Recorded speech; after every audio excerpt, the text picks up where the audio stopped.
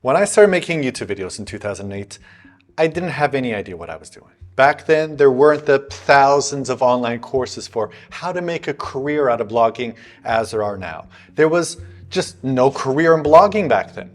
I didn't go to film school either, and I had no technical training in cameras or lenses or video editing. I just wanted to share my ideas and my experiences with my family, and since they didn't really want to read what I was writing, I just shot video instead.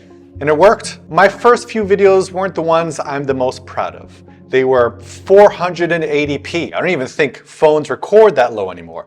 And they were grainy and shaky. There was no color depth. There was no motion graphics. The lighting was just whatever the sun and the clouds and the windows permitted. They didn't have the quality that YouTube videos have now. But what those videos had was sincerity.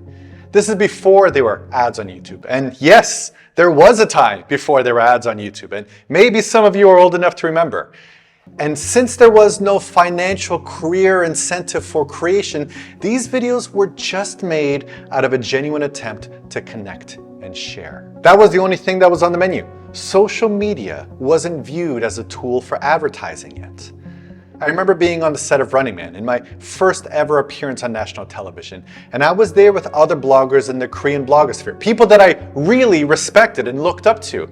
And I asked them if they were doing blogging full time, and they laughed. Nobody's making money blogging, I was told. Fast forward a few years later, and what started off as a hobby for me became a career, with a crowd-funded studio and a cafe and a bunch of people working with me, and a lot of money coming in. The views and the money kept growing until COVID, where, to put things lightly, things kind of fell apart. Just a bit. Since then, I've been having a bunch of failed starts at my own channel. I started Simon's Book Club something like 4 years ago, and I barely post anything on it. I do some videos, and then I get disheartened that they weren't doing as well as my other videos, and then I'd stop.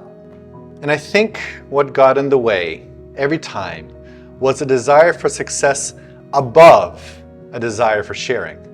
YouTube post-2020 is a lot different than it was circa 2008, and the production value has become insanely impressive, not just on a technical level, but even on a structural level. Now, there's so much content about content.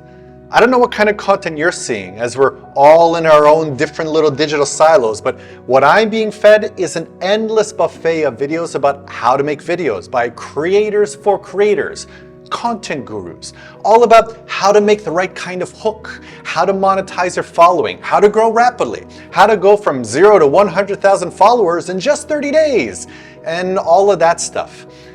And I got swept in taking in all this information and not sharing what I'm passionate about. I think we're at a point now with content production that it's no longer just an artisan craft, but it's also a factory farm where people are creating content to maximize attention and profits rather than connection and passion. I'm reminded of the first book I read in COVID, and it's this one right here, Zen Mind, Beginner's Mind. And the most famous line in here is, "In the beginner's mind, there are many possibilities. In the expert's mind, there are few." Now, people quote and talk about this line a lot, and one way of understanding it is that the knowledge we get from our experience often limits our possibilities of seeing new things.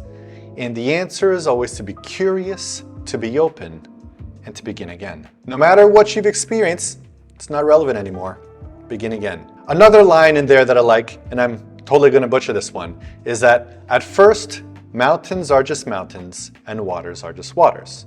And then, mountains are not just mountains and waters are not just waters. And then, in the end, mountains are once again just mountains and waters are again just waters. That actually sounds a lot better in the book. Now, the idea here is that at first, creating is just creating. But the more that I got into it, the more that I saw all of the other things that go into creation, all the marketing and the production and the branding and the budgeting and the management. And now that I've seen all of that, after a few years of being stuck in all of that thinking, I'm going back to just creating for creating. I'm not going to let the great be the enemy of the good. Perfectionism is its own trap to overcome. And it's time for me to show up again. I'm going to create content the way I used to create it, just to share what I find the most interesting and to talk with people who resonate with what I'm saying. As of late, I'm out of the whole namaste phase. It was a long one, but I'm out of it now. And I'm more interested in health and writing and communication. So I'll just be sharing the different wording and ideas that I have there, and hopefully I'll be meeting the kind of people that vibe with what I'm saying. So that's it for now. Thanks for watching. More videos to come.